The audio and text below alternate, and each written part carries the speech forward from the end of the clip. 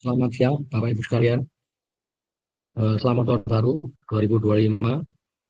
Salam sehat selalu. Semoga Tuhan memberkati kita semua dan kita mendapat cuan dari IPO Hunter. Sebelumnya saya ingin memberitahu bahwa saya ini melakukan rekaman terhadap dua IPO, yaitu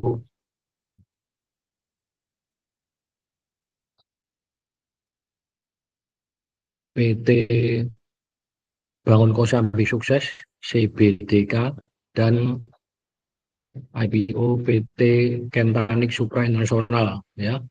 Karena pada saat hari H tanggal 13, pada saat acara Zoom saya lupa merekam, ya, sehingga pada siang hari ini 2 Januari 2025 saya melakukan perekaman kembali.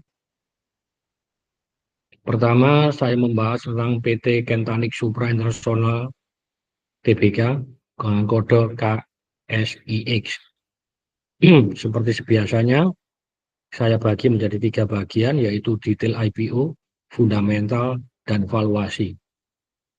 Kentanik ini bergerak dalam bidang pembangunan kawasan perumahan, ya, real estate, ya, dari perumahan, ya, bukan kawasan industri, ya, bukan komersial, ya, pusatnya di Pulau Gadung.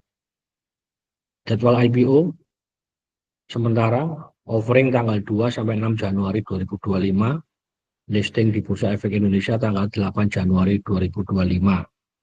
Sebagai penjamin pelaksana emisi efek adalah UOB Kaihan, ya, full commitment.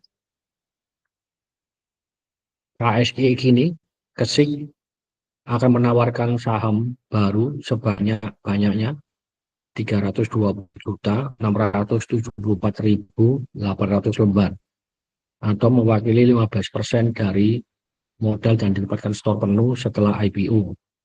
Nominalnya Rp100 per lembar, harga penawarannya Rp312 sampai Rp468 per lembar. Sehingga KESIK ini akan meraup dana IPO maksimal Rp150 miliar.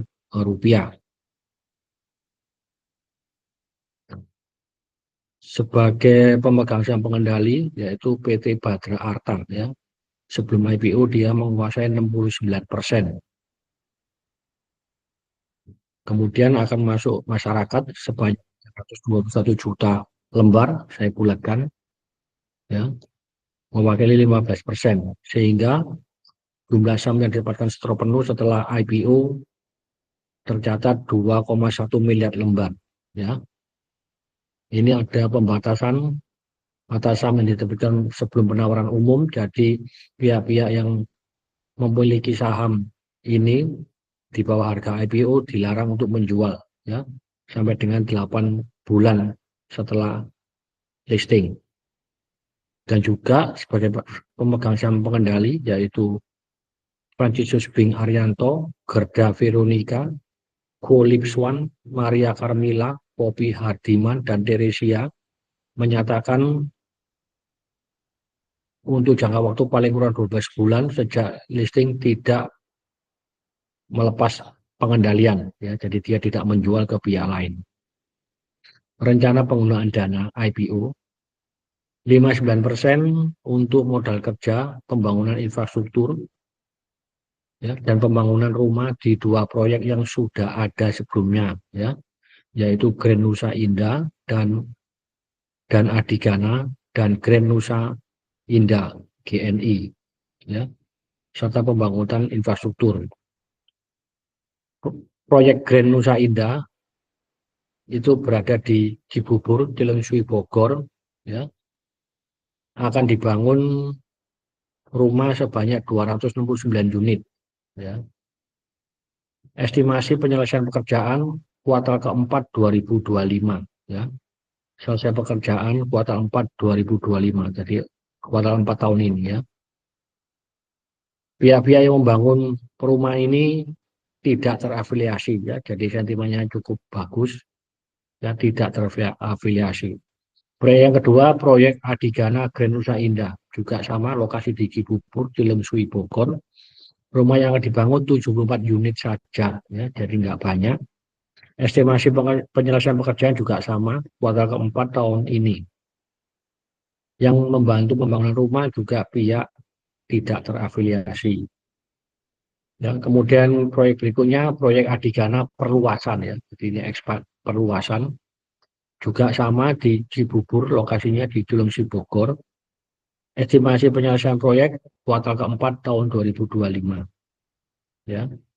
Kemudian 28%, ya tadi itu 55%, ya. Sekarang 28% itu sebagai setoran modal kepada SPB anak usaha ya dalam rangka modal kerja. Ini untuk membangun infrastruktur dan pembangunan rumah yang sudah ada sebelumnya, yaitu Villa Bogor Indah 6. Ya, lokasi di Gedung Halang, Cipagiri, Bogor. Rumah yang akan dibangun sebanyak 66 unit, ya, juga nggak banyak. Penyelesaian pekerjaan kuartal keempat tahun 2025, pihak-pihak yang membantu pembangunan proyek tidak terafiliasi. Ya. Sisanya adalah untuk biaya operasional, ya. Jadi penggunaan dana tidak ada yang untuk bayar utang, ya. Semuanya untuk pengembangan proyek, ya. Jadi cukup bagus, ya. Kesik ini didirikan tahun 1980, ya. Jadi usianya sudah cukup lama, ya. 24 tahun.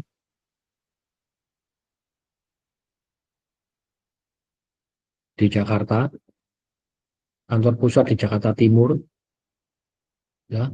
Saat pendirian, pemegang saham Kesik ini adalah Bapak Francisus Bing Arianto, 50% kepemilikan, dan Karel Kuncoro, 50% kepemilikan. Ya. Waktu pendirian. Waktu berjalan terjadi perubahan pemegang saham, ya. Sudah berbentuk PT.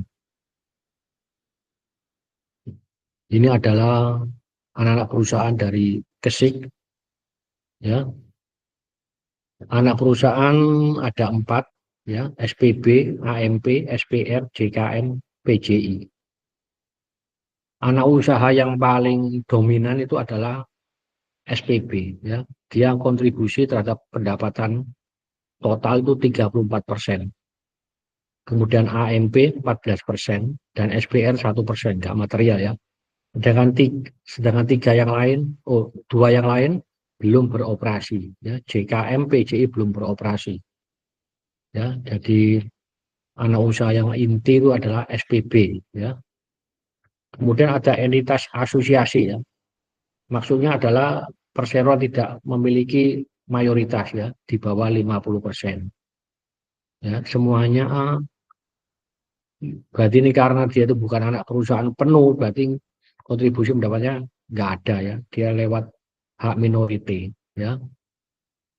IBM entitas perusahaan ada 6, 3 belum beroperasi, 2 sudah beroperasi, 3 sudah operasi, ya.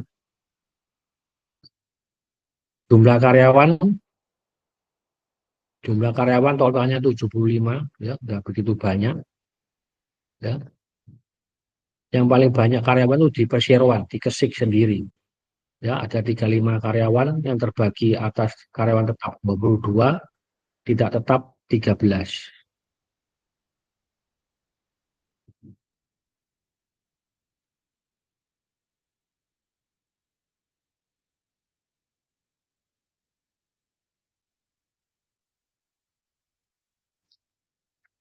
Yang lain jumlah karyawannya yang AMP cuma 13 orang, tetap 9, tidak tetap 4.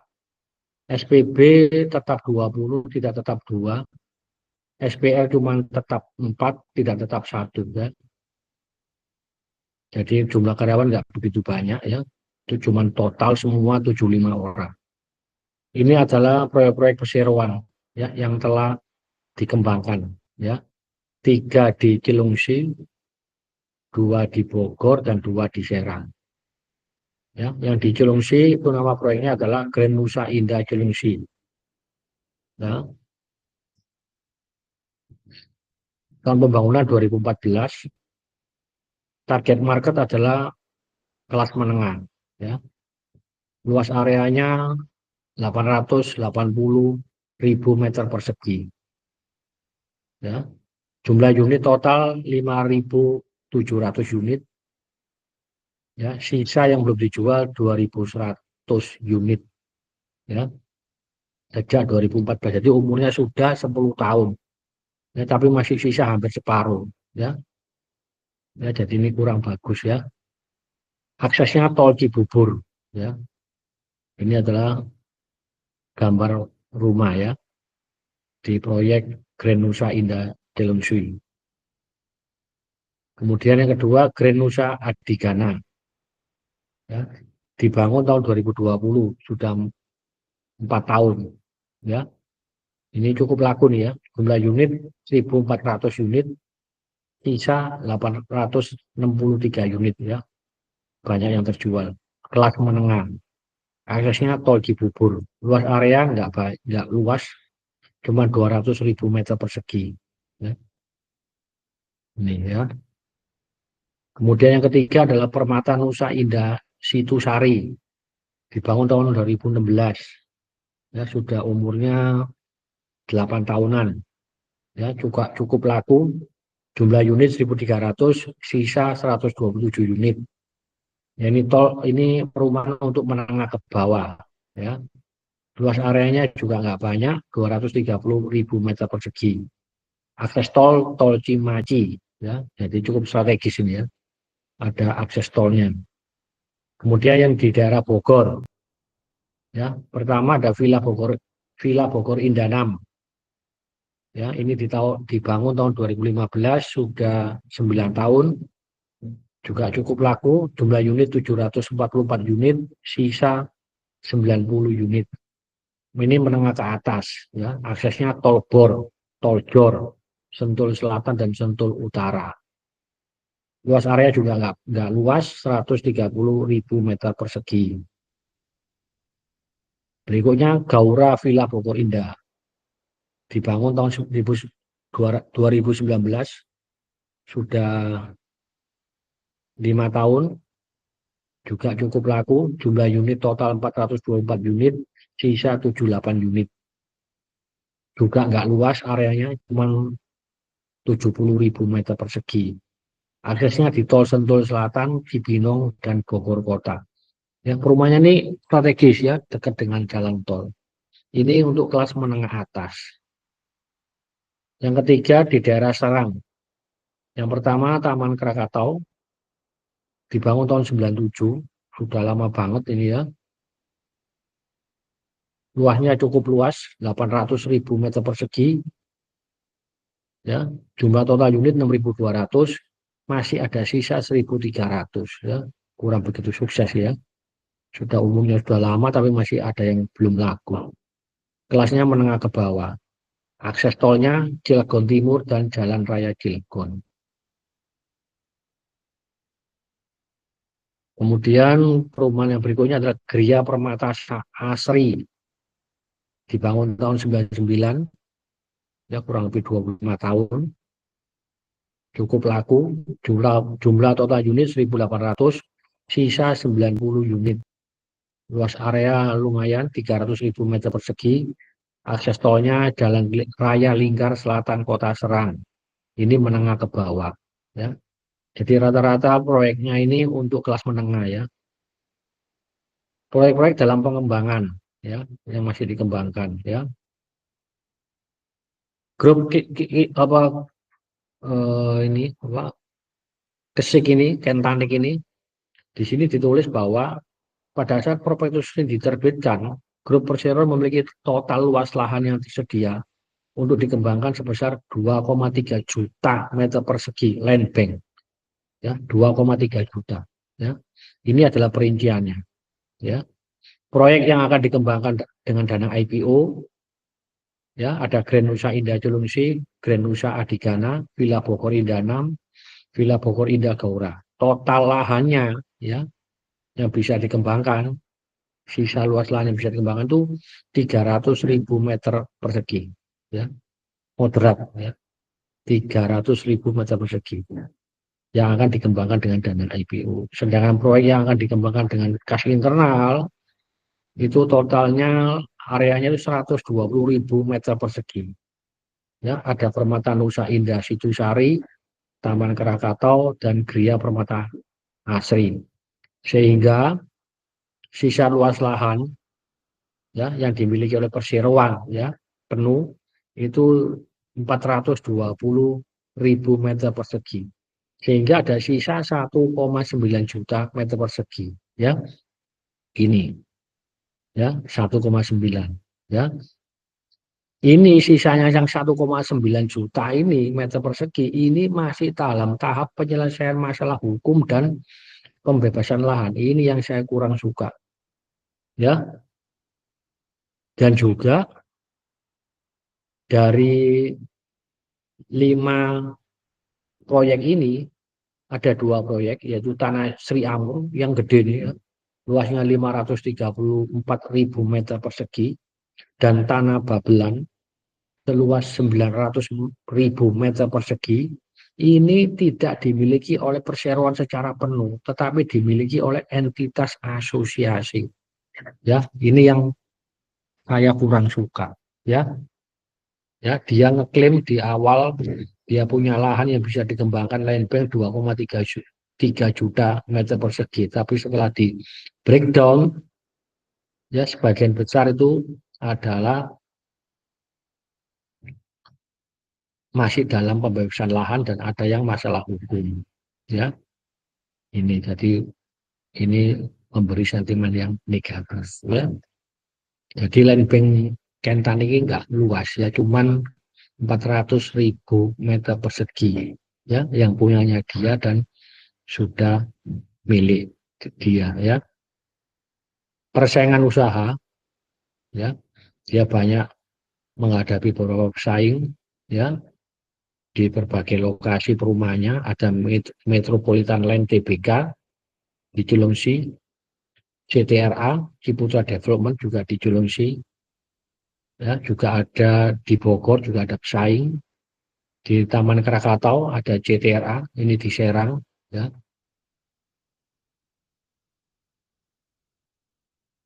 Ini adalah data penjualan dari seluruh klaster dengan tipe rumah perseroan ya.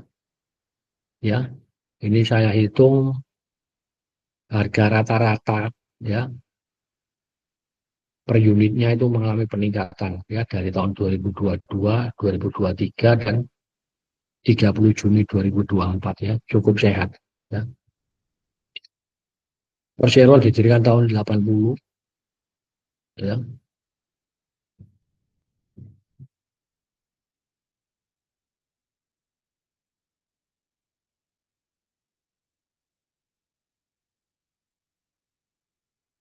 Sampai dengan 2024 ya, sejak didirikan sampai 30 Juni 2024, Perseroan telah berhasil mengembangkan lahan tempat tinggal seluas 600 hektar ya, dengan total penjualan rumah 40.000 unit dan apartemen 2.500 unit ya.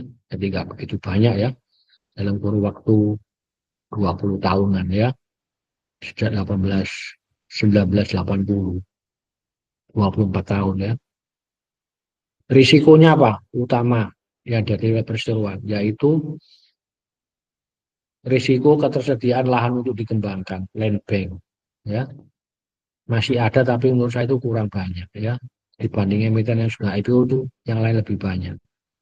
Ya, sebagai pemegang saham pengendali dan ultimate beneficial owner yaitu Francisus Bing Arianto, Gerda Veronica, Polipswan, Maria Carmila, Poppy Hadiman S dan Teresia Harsini. Ya, ini adalah komisaris Santoso Un. Dia pengalaman banyak di grup Kalbe ya, Kalbe dan Kos Bintang 7 ya. Ini komisaris Doser Darmawan Angkasa ya, juga di Bintang 7 dan Kos Eksafam ya, Kalbe ya di bulan Kalbe ini ya. Pengurus independen, Direktur Utama Ferdinand Arianto, juga pernah kerja di Kalbe, ya.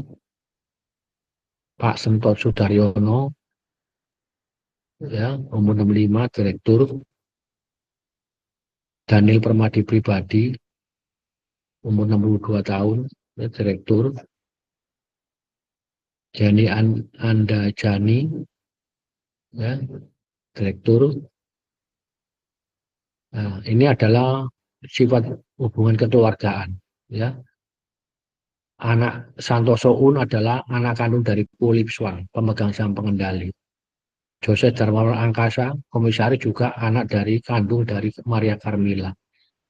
Ferdinand Arianto, direktur utama, anak kandung dari Franciscus Bing Arianto, ya, pemegang saham pengendali. Ya, Franciscus Bing Arianto, pemegang saham, saudara kandung dari Philip Swan, Maria Camilla dan Teresia. Ini berarti bersaudara ini. Ya, pemegang saham pengendalinya ini 1, 2, 3, 4 bersaudara kandung, ya. Ya, ini hubungan kekeluargaan. Ini adalah laporan keuangan, ya, per Juni 2024. Total asetnya 1,2 triliun, ya. Jadi ini perusahaan kelas menengah, ya, sudah triliun, ya. Pos-pos yang utama adalah di persediaan, ya. Jadi ini rumah yang belum jadi, setengah jadi, ya. Itu 450 miliar rupiah, ya. Kemudian dari investasi pada entitas asosiasi penyertaan, ya, 347 miliar rupiah, dan tanahnya cuma 162 miliar rupiah, ya. Itu adalah pos-pos utama dari Aktiva. Sedangkan liabilitas totalnya 53 miliar rupiah, ya. Modalnya, ekuitasnya adalah, bentar, ya, ini untuk uh, penjual, ya, ini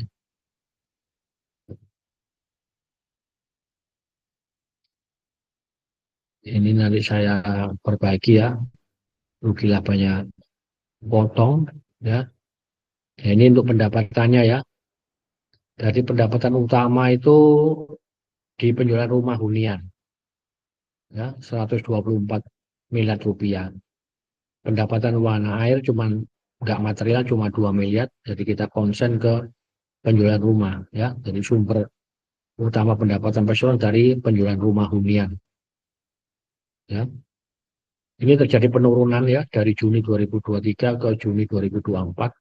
Ini karena banyaknya calon pembeli yang mengalami penolakan oleh bank saat pengajuan KPR.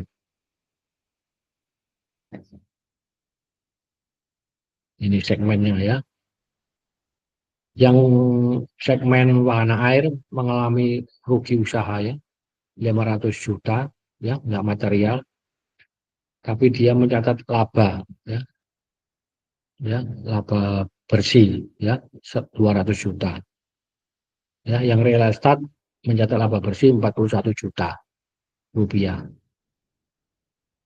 Ya, jadi ini ringkasannya, jumlah lembar saham setelah IPO itu 2,1 miliar lembar.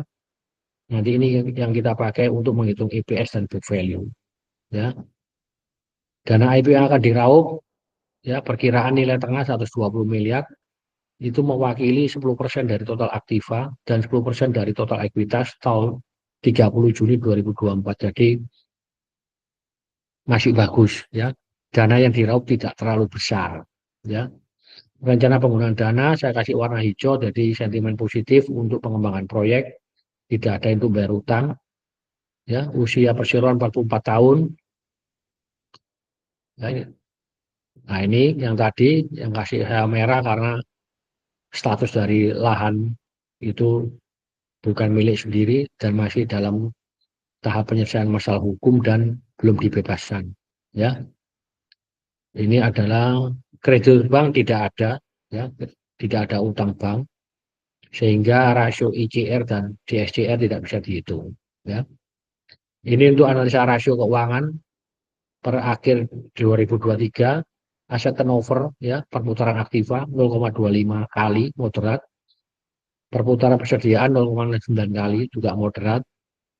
Untuk profitability, gross profit margin, margin laba kotor 58%, sangat baik, ya. OPM 29%, baik. NPM sangat baik 30%, dan ROE 8%, moderat. Bagaimana dengan perkembangan di 30 Juni 2024? total aktiva 1,2 triliun, kewajiban 53 miliar, ekuitas 1,2 triliun, pendapatan 126 miliar, laba kotor 74 miliar, laba usaha 34 miliar, laba sebelum pajak 45 miliar, laba bersih 42 miliar rupiah. Sehingga dihitung GPM-nya 59%, hampir sama dengan yang 2023, jadi sangat baik. OPM juga hampir sama, ya 27%, NPM juga hampir sama, 33%, sangat baik. ROE 4%, moderat. Ini kan per Juni. Kalau setahun kan kali 2, 8%, sama, ya. Untuk debt equity ratio sangat baik, cuma 5%, jadi modalnya cukup kuat. Jadi secara umum, secara finansial, fundamental perusahaan ini baik, Gesik, ya. Untuk valuasi gimana? Saya perkirakan laba bersih 2025 nanti 120 miliar rupiah, ya. Per Juni 2024 42. Kalau kita kali 2 aja 84. Ya, karena proyek-proyeknya itu selesainya kuartal keempat tahun ini, otomatis kuartal 1 sampai kuartal 3 nggak ada kontribusi, loh, kan belum ada penjualan sama sekali ya yang dicatat. Jadi saya bikin perkiraan laba bersih tahun ini 120 miliar, sehingga EPS-nya 56 rupiah dengan harga IPO berkisar 312 sampai 468, didapat angka PI-nya tahun 2025 itu adalah 5,58, 5,57 sampai 8,36 kali, di bawah 10. Ya, jadi menurut saya ini menarik untuk PI-nya. Book value juga sama, ya. Book value setelah IPO ketemu 602, sehingga dengan harga IPO di atas ketemu PBB-nya setelah IPO 0,52 kali sampai 0,78, di bawah 1. Jadi secara valuasi murah, ya. Cuman yaitu yang concern adalah status lahannya itu, ya. Jadi saya bisa trading buy, ya, nanti sambil arah atau tidak tergantung dari waktu penjatahan, ya. Kalau persentase dapatnya kecil di bawah 10%, kemungkinan besar bisa arah, ya.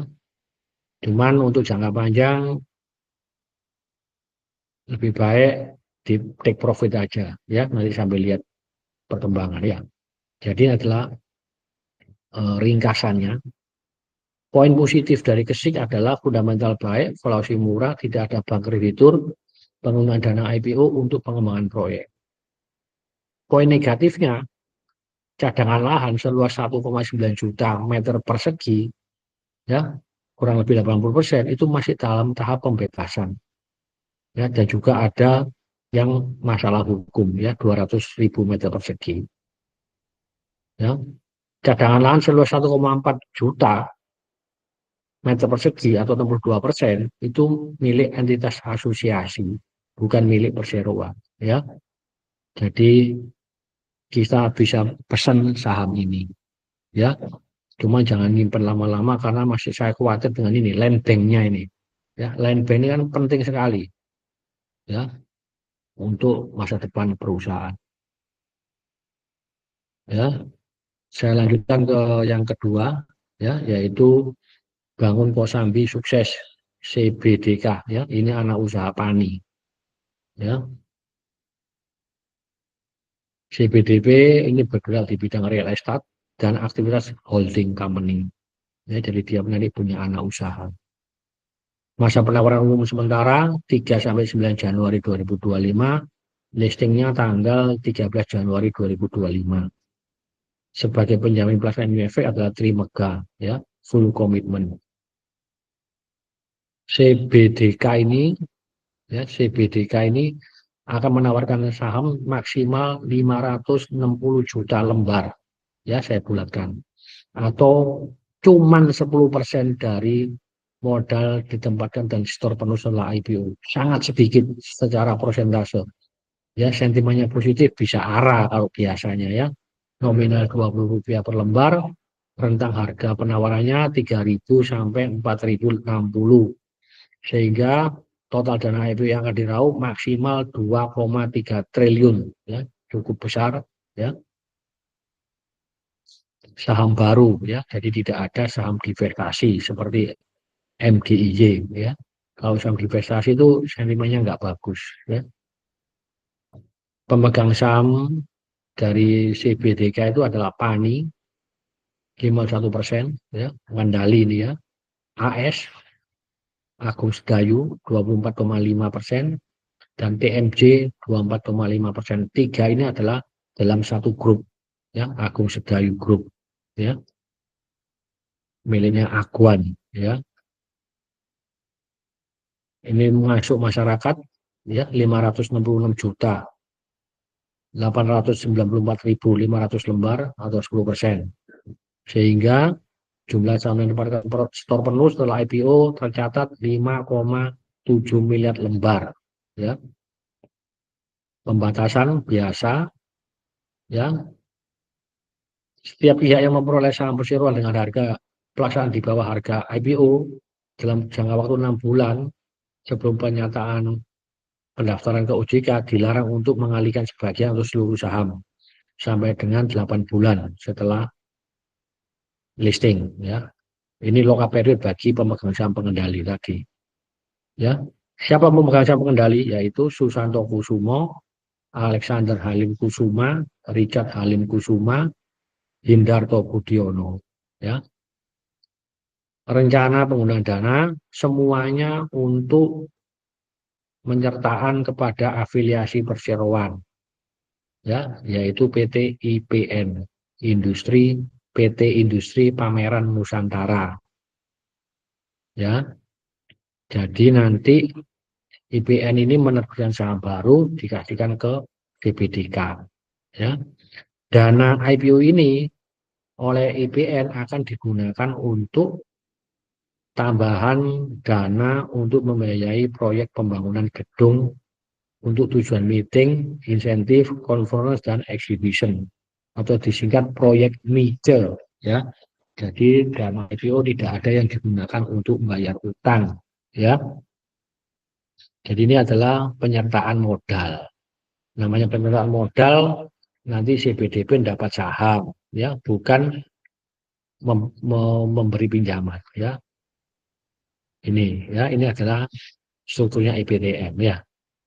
Pemegang saham pengendali adalah KML ya, ini sebelum setoran modal CBDK ya. Ada dua skenario ya, harga minimum dan maksimum ya. Nanti CBDK akan menguasai PT IPN ini sebanyak hampir 100% ya, baik yang skenario minimum dan maksimum ya. Ini ya, jadi nanti kepemilikan CBDK ke IPN itu berkisar antara 99,9114%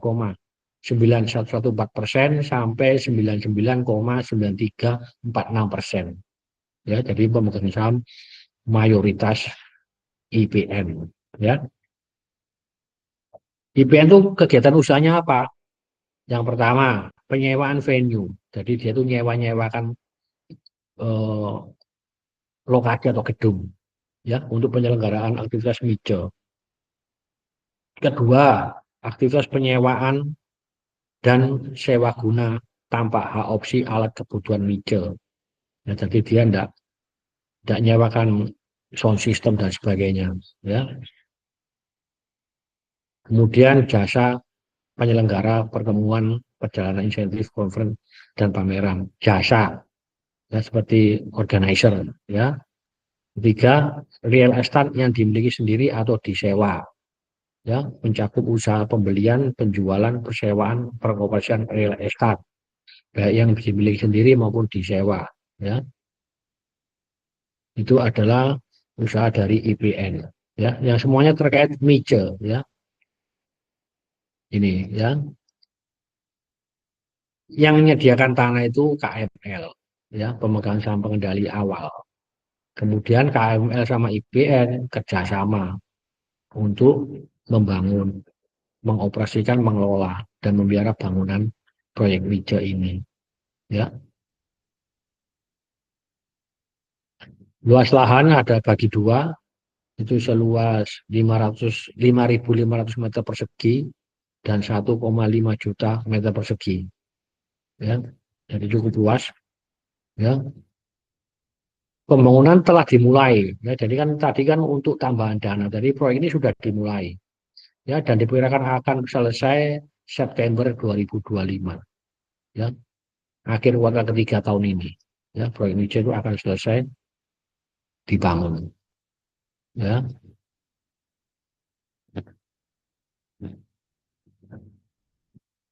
Ini adalah singkatan-singkatan nama perseroan, ya. CBDK ini didirikan tahun 2000, jadi umurnya sudah 24 tahun.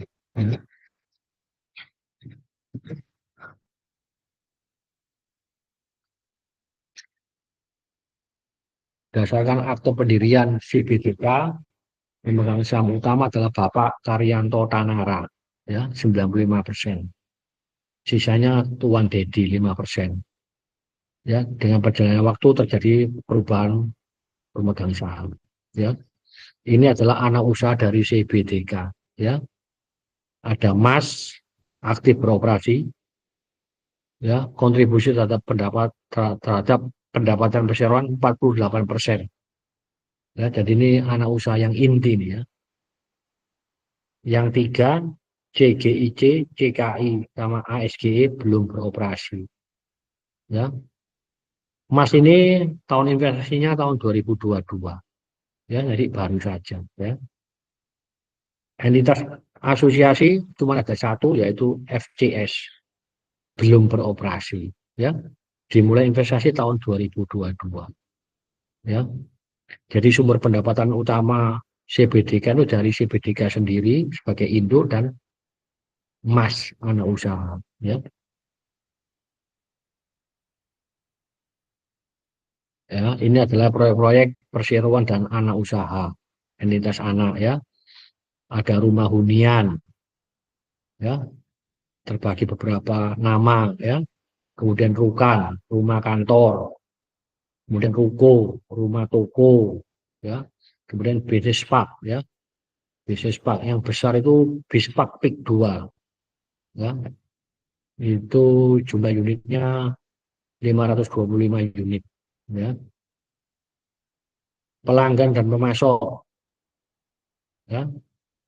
Target market dari CBDK ini adalah masyarakat kelas menengah atas, ya, karena dia konsentrasi di Tangerang, ya, Jakarta Utara, ya. Ini sentimen yang kurang bagus, ya. Lain seperti CTRA, Pakuan itu kan lokasi proyek-proyeknya itu kan merata, ya, tersebar, ya. Kalau ini enggak, konsentrasi di Tangerang ini yang hijau ini, ya. Ini Jakarta Utara ini, ya, pinggir laut, ya. Saya takutnya nih amit-amit, ya, kalau ada tsunami atau apa kena ya buyar semua ini, ya. Ini, ya, ya. Jadi terkonsentrasi, ya. Proyek-proyek perseroan, ya, itu nomor 1, 2, 3, 4, 5 ini 1, 2, 3, 4, 5 di sini satu. Yang lain tuh proyeknya anak usahanya yaitu Mas, ya, 6 sampai 12, ya, dari sini terkonsentrasi, ya. Tabel marketing sales, ya, ini bukan pendapatan, ya, marketing sales, ya, jadi belum realisasi, ya, masih pesanan-pesanan, ya. Itu segmennya yang paling banyak adalah kafling tanah komersial, ya, masih bentuk tanah senilai 747 miliar rupiah, ya.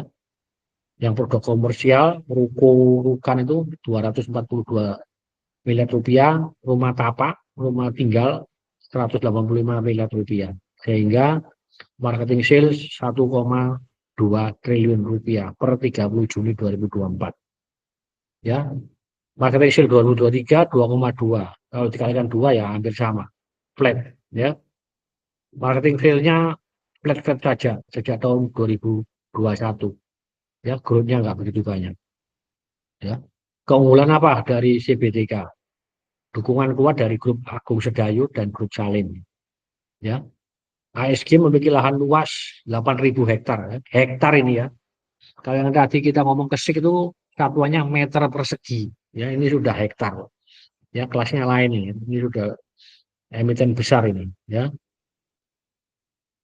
Kemudian mega proyek berkonsep smart city, ya PIK 2 itu merupakan kota mandiri baru berkonsep smart city, ya didukung oleh transportasi umum seperti Transjakarta, ya cadangan lahan yang luas, ya cadangan luas ini perseroan memiliki total lahan konsolidasi ya termasuk anak usaha itu 735 hektar, ya yang terletak di PIK 2, ya di mana 50% masih berupa lahan yang belum dikembangkan, ya jadi lahannya cukup besar, ya. Persaingan usaha, dia menghadapi beberapa pesaing besar, CTRA, BSDE, Summarecon, Pakuwon, ya. Kita lihat dari total aset, ya CBTK cuma 18 triliun rupiah, kita bandingkan dengan BSDE 68 triliun, ya hampir 4 kali, ya. Dengan di atasnya sedikit dari CBDK itu adalah jauh, ya Summarecon 30 triliun, ya. Dari pendapatan CBDK per Juni 2024 1 triliun, ya di atasnya dia itu Pakuwon 3,3 triliun, ya. Net profit CBDK hampir 500 miliar, ya Pakuwon sudah 1 triliun, ya ini, ya jadi CBDK didirikan tahun 2000, ya 19 tahun kemudian baru launching Soho Manhattan, ya ini adalah kejadian-kejadian penting 2019, 2020, 2022, 2023, 2024, ya. Mulai 2000 sampai 2019 nggak ada kejadian yang sangat penting, ya. Ini tabel komposisi pegawai, totalnya 269 orang, ya. Karyawan kontrak 160, ya. Risiko utama adalah risiko pelemahan daya beli masyarakat, ya. Target market perusahaan ini adalah menengah ke atas. Risiko nilai tukar mata uang asing tidak ada karena mata pinjamannya dalam bentuk rupiah. Risiko tingkat suku bunga tidak ada karena suku bunganya pinjamannya bunga tetap, ya. Tapi kalau trennya turun ya dia rugi, ya kalau trennya naik dia untung, ya.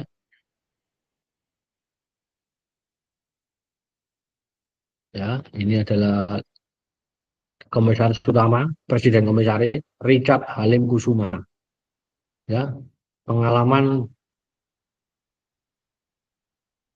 di perusahaan grup Agung Sedayu, ya ini punya hubungan keluargaan ya dengan presiden direktur Stephen Kusumo, ya dan direktur perusahaan Linda Kusumo, ya ini ada hubungan kekeluargaan.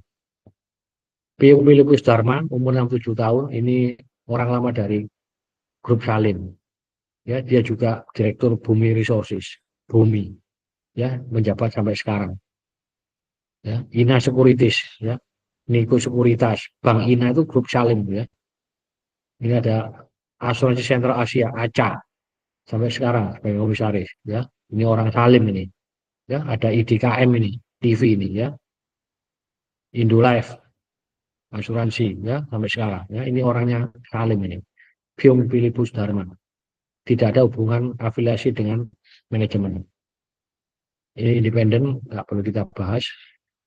Stephen Kusumo, ya ini sejak bekerja tahun 2011 sudah di grup Agung Sedayu, ya karena ini inner circle ini, ya punya hubungan kekeluargaan dengan Preskom dan Direktur Perseroan.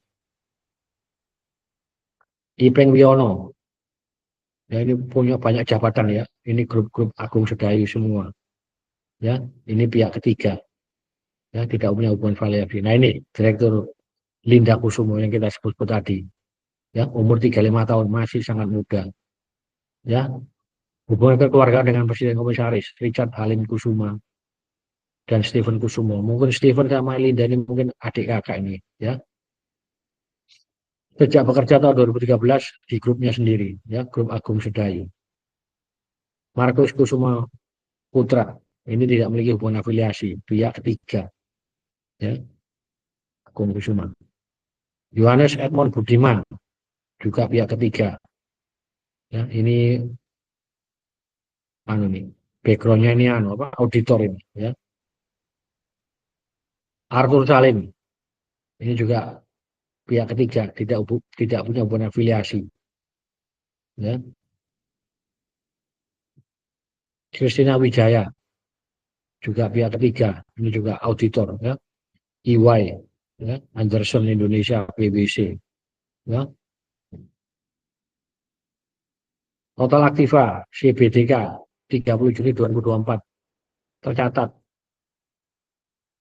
18 triliun ya. Ini masuk papan utama ini ya. Pos yang utama adalah persediaan lancar dan persediaan tidak lancar ya. Jadi cukup sehat ini ya, hampir 14 triliun ya. Dari 18 triliun itu posnya persediaan ya, bisa persediaan rumah yang belum jadi, setengah jadi ya, atau rumah yang sudah jadi ya, properti yang sudah jadi ya. Jadi untuk melihat eh, prospek ke depan penjualannya ya. Jadi produknya siap dijual ya.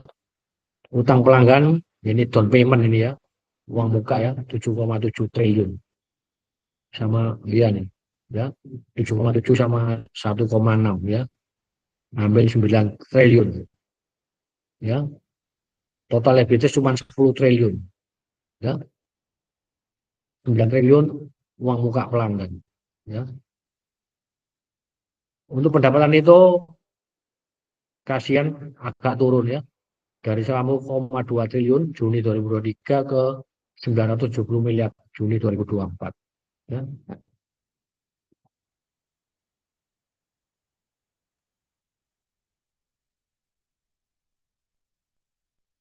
Segmen geografis tetap di Tangerang ya, jadi tidak ada lokasi di daerah yang lain ya. Penjualan utama dari real estate ya, sewa lahan minim ya. Jadi pendapatan bersih orang sebagian besar dari segmen real estate ya, yaitu penjualan rumah, tanah kafling, tanah dan rumah tinggal ya. Ringkasannya, jumlah lembar saham setelah IPO 5,7 miliar lembar. Dana yang akan diraup nilai tengahnya 1,9 triliun ya, asumsi biaya emisi 4%. 1,9 triliun ini mewakili 11% dari total aktiva dan 24% dari total ekuitas per 30 Juni 2024. Jadi cukup sehat ya, tidak terlalu besar ya. Saya kalau besar itu yang saya kurang suka ya. Bisa aja tuh dana yang diraup itu bisa 100% itu bisa ya, itu yang saya nggak suka ya. Rencana penggunaan dana sehat ya, untuk pengembangan proyek ya, umurnya 24 tahun ya. Ini adalah pesaingnya. Kreditur Bank Arta Graha, Bank Nasional Nobu, dan Bank BNI. Ya, analisa rasio per akhir 2023, GPM gross profit margin 51%, sangat baik ini. Ya, OPM 43%, sangat baik. NPM 1% sangat baik. ROE moderat ya, 10%. Ya, minimal kalau menurut saya itu ROE adalah minimal deposito ditambah inflasi ya. Kalau deposito 4%, inflasi 3%, jadi ROE harus minimal 7% ya. Kalau di bawah 7 berarti saya kasih buruk ya. Buat apa punya perusahaan kalau ROE-nya di bawah inflasi dan deposito ya, nggak berkembang. Bagaimana perkembangan per Juni 2024? Total aktiva 18 triliun, kewajiban 10 triliun, ekuitas 8 triliun. Pendapatan 969 miliar rupiah, laba kotor 561 miliar rupiah, laba usaha 485 miliar rupiah, laba sebelum pajak 513 miliar rupiah, dan laba bersih 479 miliar rupiah. Profitabilitasnya GPM 58%, lebih tinggi dari 51%, sangat baik. OPM 50% dibanding OPM 2023 43%, sangat baik. NPM 49% dibanding 41% 2023, lebih tinggi, bagus. ROE 6%. Ya, ini saya salah. Ini moderat ya. Kalau dikali 2, 12%. Ya, nanti saya revisi ya. DER-nya 123%. Jadi ini baik ya, terkendali ya. ICR kemampuan mengcover bunga pinjaman double digit 36%, sangat baik ya. DSCR satu kali moderat ya. Saya kasih buruk kalau di bawah satu, karena kalau saya memaksakan double digit itu sangat sulit ya. Jadi secara fundamental kondisi perusahaan ini CBDK baik ya, baik. Bagaimana dengan valuasinya? Untuk PER saya perkirakan tahun 2025 labanya 1 triliun ya. Untuk yang per Juni, ini per Juni aja sudah hampir 500 miliar ya. Jadi bisa 1 triliun, karena saya melihat ini kan proyeknya selesainya kan kuartal September 2025. Ya, saya pakai pendekatan yang konservatif ya. Mestinya mungkin bisa lebih dari 1 triliun ya. EPS-nya ketemu Rp177, sehingga dengan harga IPO 3.000 sampai 4.060, PER-nya ketemu 20 kali sampai 23 kali. Mahal ya, ya mahal, di atas 10 jauh ya. Sedangkan untuk book value ketemu pre-book value-nya 1,69 kali sampai 2,29 kali ya. Karena valuasinya mahal dengan fundamental yang baik, saya memberi rekomendasi spekulasi buy ya, karena mahal sekali. Kita lihat dengan pembanding dengan perusahaan yang lain, kita lihat ya. Ini harga sahamnya saya buat waktu tanggal 20, memakai harga saham per penutupan 20 Desember 2024. Kita lihat aja langsung pernya, kita lihat CTRA 10 kali, BSDE 5,4, Sumarekon 6,5, Pakuan 8,4 ya toh. CBDK 16 kali sampai 24 kali. Anggap aja lah 10 kali. Kalau CBDK pernya 10 kali, itu ketemu 10 dikali 177. Gitu. Harganya 1.800-an. Itu baru wajar, itu 1.800. Tapi dia kan 3.000 sampai 4.060. Ya. Bagaimana dengan PBV-nya? Kita lihat. PBV CTRA di bawah 1, 0,9. BSDI separuh. Sumarekon 0,75. Pakuan 0,9. Semua di bawah 1. CBDK 1,8 sampai 2,6. Anggap aja satu kali. Berapa kalau satu kali? 1.775. Hampir sama dengan per 1.800 kalau pernya 10. Ya, jadi saya bilang ini valuasinya mahal. Ya, karena dia itu kena nama Pani. Ya, kita lihat Pani harganya naik terus. Ya, saya pikir, saya spekulasi pasti ada rencana stock split ya, seperti Petrosi. Ya, karena saya ada pengalaman di saham ISAT Oredo. Ya, fundamental waktu itu dia paling jelek di antara Telkom dan XL. Tapi harganya naik terus, nggak pernah turun. Yang lain turun, dia naik. Ternyata 2-3 tahun ada split 10 kali. Ya, baru-baru ini Petrosi. Fundamental nggak begitu bagus. Tapi sahamnya naik terus. Ujuk-ujuk stock split. Ya, saya juga mencium bau yang sama di Pani ini. Ya, nanti kita lihat saja. Ya, ini adalah ringkasan poin positif dari CBDK, fundamental baik. Ada nama besar AGS, Agus Dai Group dan Salim, pengguna dana untuk pengembangan proyek. Ya, poin negatifnya, valuasinya mahal, lokasi proyek terkonsentrasi di Tangerang. Ya, sekali lagi untuk menentukan arah nggak arah itu nanti dari penjatahan. Masalah fundamental valuasi itu untuk melihat pada hari 2, 3 dan sampai seminggu. Ya, sekian ya Bapak Ibu sekalian. Terima kasih yang telah mendengar rekaman ini. Saya sudahi ya. Kalau ada pertanyaan bisa DM saya langsung aja, nggak usah sungkan. Ya, salam Sehat selalu ya. Salam cuan ya. Semoga Tuhan memberkati kita semua.